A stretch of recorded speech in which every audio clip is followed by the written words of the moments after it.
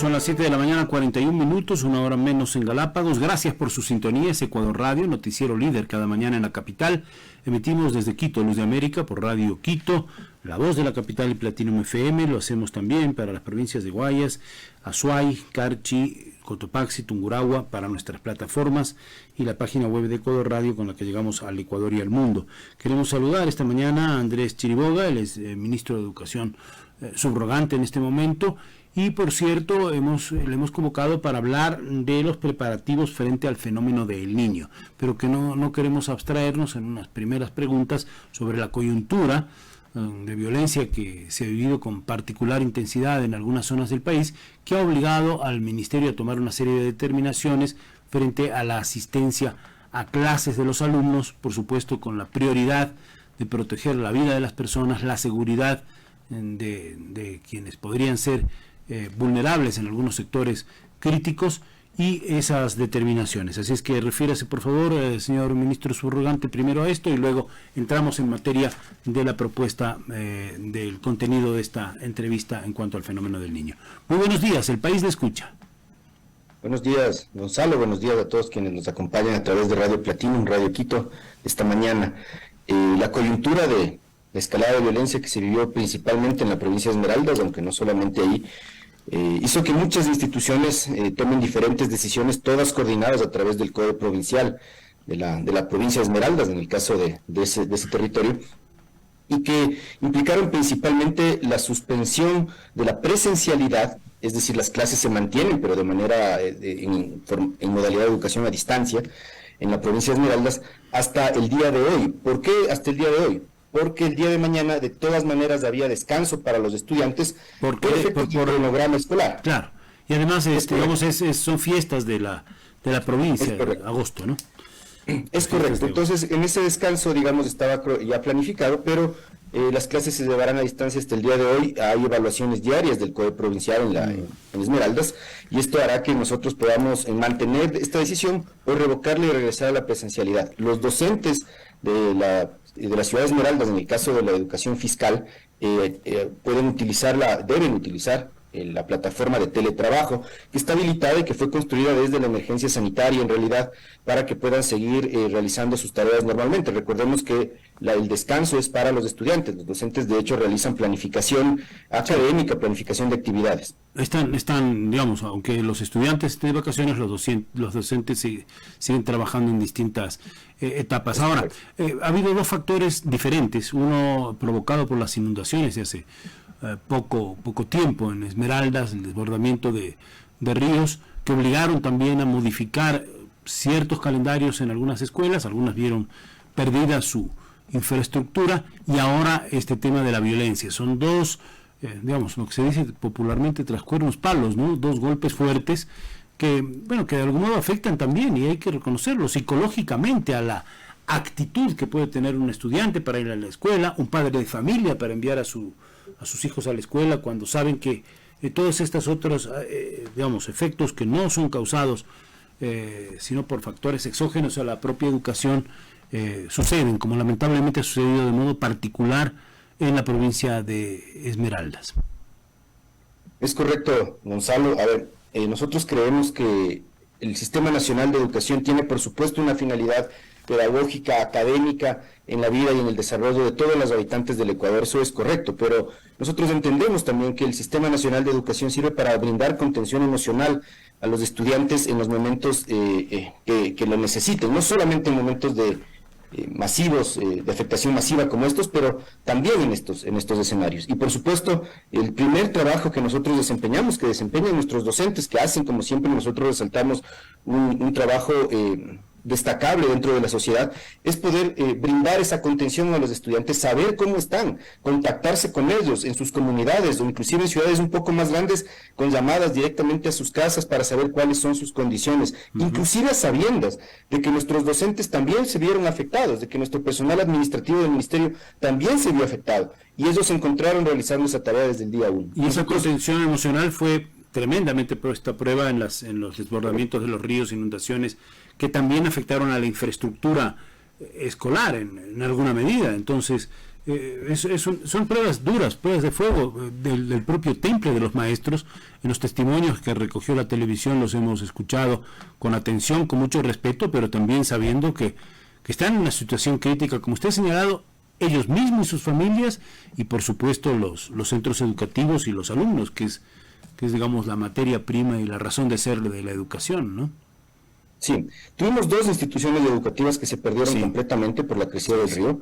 Otras 11 se vieron afectadas y han podido ser utilizadas paulatinamente. Y 10 que fueron además, que se encontraban en perfectas condiciones, sirvieron como alojamiento temporal, como albergue, digamos, como se conoce, para las personas afectadas. Es decir, el Sistema Nacional de Educación realmente siempre está para soportar estas crisis que a veces nos presenta pues la naturaleza. No es la primera vez, nos pasó en Alausí también hace pocos meses, nos pasó en Zaruma y nos pasó en Balao. Es decir, ha sido una época lamentablemente movida por estos eventos naturales, y ahora por la inseguridad también, digamos, hemos tenido que tomar estas medidas. Si los ríos se desborda también la sensación de la gente de indefensión, y el Estado hace esfuerzos, y no vamos a desconocer los esfuerzos que hace con sus efectivos del ejército, de la policía, pero sabemos que no es suficiente en provincias críticas como Esmeraldas, y esto supone un nuevo despliegue, seguramente nuevas directrices de parte del Ministerio de Educación para ir atemperando los efectos emocionales de los jóvenes y de las familias en un momento crítico que lo ha visto el país, creo que perplejo, ¿no? Esperpéntico. Es correcto, Gonzalo. En realidad nosotros creemos que esto, especialmente en el tema de las crecidas de los ríos, esperemos que los gobiernos autónomos descentralizados realicen también su función, porque recordemos que la gestión de riesgos por mandato constitucional y legal no le corresponde al Estado central directamente, sino a los gobiernos autónomos centralizados. Aún así estamos, porque somos no solamente autoridades públicas, sino somos ecuatorianos y tenemos que estar presentes ahí. Pero creo que esto que nos pasó en Esmeraldas nos deja lecciones para poder enfrentar también el fenómeno del niño de manera más coordinada. Y a eso vamos ahora mismo, porque hablábamos en días anteriores en esta misma cabina con el ministro de Salud que nos visitó, con el ministro de Obras Públicas que también estuvo aquí, y decíamos, lo ocurrido en las inundaciones de Esmeraldas puede ser, es un símil, ¿no? Una metáfora, una especie de laboratorio frente a lo que puede ser impactos, profundos del fenómeno del niño. Ojalá sea un fenómeno del niño atenuado, pero nos irán dando los científicos los datos, pero nos podemos preparar mejor. El presidente ha dicho insistentemente, son 17 provincias vulnerables, la cota de 1.500 metros para abajo es la que puede tener afectación en inundaciones masivas, destrozo de cultivos, viviendas, infraestructura hospitalaria, educativa, en fin, y en esa medida, en ese plan que presenta el gobierno y que lo quiere divulgar con fuerza en el país, en cuanto a la prevención primero, mitigación después, y ya en una etapa posterior, reconstrucción, tarea que le corresponderá al próximo gobierno, pero recordemos que el próximo gobierno es el mismo Estado. ¿Qué visión tienen para el aspecto educativo y cuáles son los grandes datos que nos pueda proporcionar? Es Andrés Chiriboga, ministro de Educación subrogante. Por favor. Gracias por la pregunta y por la oportunidad, Gonzalo. Para nosotros es un tema de muchísima preocupación. En el Ministerio de Educación tenemos una ventaja institucional, y esto es algo que, como bien decía usted, esto queda para el Estado, no es un tema de administración gubernamental que se ejerce durante un periodo de mandato específico. Esto es esto tiene que ser una tarea permanente. El Ministerio de Educación tiene una Dirección Nacional de Gestión de Riesgos que, al contrario de lo que pasa en otras instituciones que atienden los riesgos internos de la institución, nosotros diseñamos un sistema de riesgos para las escuelas y para los sectores que rodean a las instituciones educativas. Esto nos ayudó a nosotros ya a tener un diagnóstico de todo lo que tiene que realizarse, ¿no? Y en este sentido, que tiene que ver con la topografía, para nosotros, la cercanía a los ríos, la topografía, los accidentes, geográficos, cosas por el estilo, ¿verdad?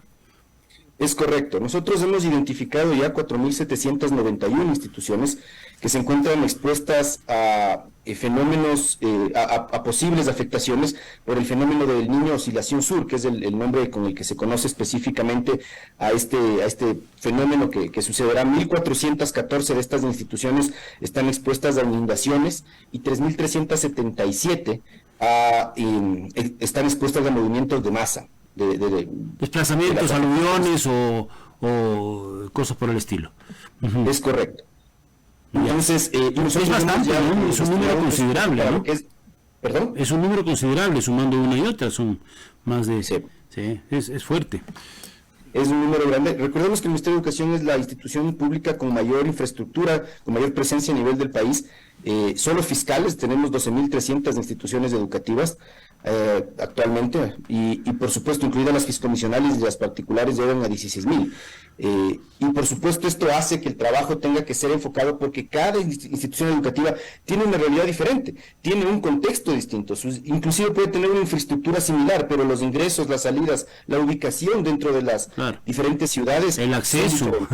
Claro, pero estamos hablando de entre los 4.700 y los 3.700, estamos hablando de un 60%, alrededor del 60% de toda la infraestructura educativa del país a nivel fiscal, la que depende del Ministerio de Educación, vulnerable. Quiero tal vez puntualizar, Gonzalo, es 4.791 del total de instituciones expuestas, de esas. Y 3.700 movimientos de masa, 1.414 inundaciones. Perdón, entonces ahí está bueno, pero de todos modos es bastante, ¿no? O sea, igual es mucho, sí. Son 4.000, 5.200, que es más de cerca del 40%, digamos así. Sí. Y además sobre la cual no se puede hacer mayores intervenciones previas, salvo en aquellos lugares que sean susceptibles de construcción de gaviones, de muros de contención o de desvío de lo que pueden ser potenciales cauces de los ríos crecidos, ¿no? Que son algunos ciertos muros de contención, ciertos cerramientos, pero recordemos que la crecida de los ríos a veces es tan... Sí. Digamos, viene por distintas causas, por distintos cauces inclusive, que lo que genera es que el trabajo coordinado con el gobierno autónomo centralizado es lo que tiene que ayudar a la prevención y al desfogue de esos ríos, sin perjuicio de que además no viene agua pura y cristalina, viene agua con lodo, que crece con árboles, con materiales, claro, que además afectan a la infraestructura, porque chocan con los otros materiales estables, ¿no? Ahora, eso supone dinero y la prevención, que es lo que hablamos y el gobierno nacional habla como tema prioritario. En esa línea, ¿qué ha dicho el Ministerio de Educación o qué está mirando en ese mapa de las vulnerabilidades? El día de ayer, el señor presidente de la República expuso ya, presentó el ejercicio nacional para la prevención del fenómeno del niño. Lo hicimos en la Escuela Superior Politécnica del Ejército, en la ESPE. Y en este ejercicio participa el Ministerio de Educación de manera activa, no solo por la afectación, que puede ser importante, sino también por los procesos de contención que nosotros brindamos, como decía hace un momento, los albergues, los alojamientos temporales. Pero nosotros también hemos realizado ya una evaluación y un diagnóstico de todo el recurso que se necesitará, no en este periodo que ya nos queda poco tiempo, sino, como bien decía usted, Gonzalo, para la reconstrucción posterior que se viene, y nosotros hemos identificado 127 millones de dólares aproximadamente. De esos, 86 millones son para infraestructura y los demás son para acciones que se tienen que ir tomando durante el fenómeno del niño. Por ejemplo, la limpieza de las instituciones educativas que se vean afectadas, hay un presupuesto destinado para la compra de maquinaria importante, como son hidrolavadoras, máquinas succionadoras, máquinas que nos permitan rehabilitar los espacios de manera rápida, y también, por supuesto, ya en el tema pedagógico, la construcción y la entrega de fichas educativas que permitan que los docentes sigan prestando el servicio educativo, no por un tema académico, Gonzalo, y esto tal vez es importante, es justamente por lo que hablábamos hace un momento, por un tema emocional inclusive, porque la educación brinda a las familias una sensación, digamos, de normalidad, un propósito diario, levantar a los hijos, aunque estén en la casa, aunque tengan que permanecer ahí, pero levantarlos, que coman, que puedan recibir sus fichas, que tengan tareas que realizar durante un día, brinda un propósito, y este proceso emocional de contención, de construcción que tienen en las familias es muy importante, y a esto también nosotros le enfocamos presupuesto, porque en tantos estudiantes, por supuesto que demanda esfuerzos de distinta naturaleza. Usted ha dicho, hay 86 millones para infraestructura y el tema de limpieza. Por supuesto, las aguas se desbordan, baja el cauce y dejan material, lodo que se adhiere a las paredes, que hay que sacarlo rápidamente para que no se dañen, digamos, la propia infraestructura, pero también, qué sé yo, pupitres, otro tipo de materiales que están allí. Entonces es una limpieza que tiene que ser bien hecha, a fondo, ¿no? Y más allá de la voluntad que siempre ponen los padres de familia, vemos que esas mingas son tremendas, hay un gran sentido de solidaridad en la gente, pero hace falta algo más, digamos, más profesional y más efectivo frente a una necesidad de una limpieza, ¿verdad? Ahí efectivamente también es importante señalar que el Ministerio de Educación cuenta con un personal que a veces no se encuentra visible tal vez para la sociedad de manera injusta. Es el cuerpo de código de trabajo, de conserjes del Ministerio de Educación, claro, que es un personal que ya no se limitó a su función de conserje, de abrir o cerrar una puerta, como a veces se tiene en el imaginario colectivo, lamentablemente. Es un personal que se ha preparado durante muchos años, que funciona en cuadrillas especializadas, que tiene electricistas, que tiene plomeros, que tiene maestros de construcción, y que por supuesto atienden estos tipos de procesos y que lideran inclusive las mingas en muchos sentidos, y a quienes nosotros hemos destinado ahora el presupuesto para dotar de herramienta, porque muchas veces han venido trabajando con su herramienta personal. Es decir, creemos que el Ministerio de Educación ha hecho un trabajo importante de levantamiento de necesidades que tienen que seguir siendo dotadas durante el final de este año y durante el próximo. Otra vez la experiencia, ¿no? Los fenómenos naturales en el Ecuador son, desde luego, cíclicos, hay temporadas, este invierno ha sido particularmente fuerte, y esas cuadrillas también van sacando lecciones, pero que tengan una guía de instrucción, que también un estímulo venga de parte del Ministerio, decir, bueno, sí, estamos conscientes que ustedes están poniendo sus materiales, ahora tienen estos, creo que será una buena ayuda. Y otro factor, que no lo tocamos, pero usted cuando hablaba de esta contención emocional, de este cobijo que puede dar el Ministerio como tal a las familias, es la preparación en cuanto a las advertencias, a todo esto de la prevención que hemos hablado, a la divulgación. Yo pienso que se requieren grandes campañas de comunicación a nivel global del país, eso le corresponde al gobierno nacional en coordinación con el ECO 911, con quienes estén al frente de la visión de comunicación, pero también hay una labor de comunicación que se puede hacer en el día a día de las aulas escolares para decir, ojo, puede venir el fenómeno del niño, puede pasar esto, que va aparejado a la tarea permanente de la advertencia de los riesgos en un país particularmente vulnerable a los deslaves, a las erupciones volcánicas y a las afectaciones por los cauces de los ríos. Más allá incluso del fenómeno del niño, esto debiera ser una tarea de siempre, ¿no es cierto? Y creo que en ese sentido sí juegan ustedes un rol fundamental como ministerio, señor ministro. Correcto, Gonzalo. Efectivamente, para nosotros es importante trabajar permanentemente en riesgos, y todos debemos recordar, además, que el Sistema Nacional de Educación siempre lo ha hecho.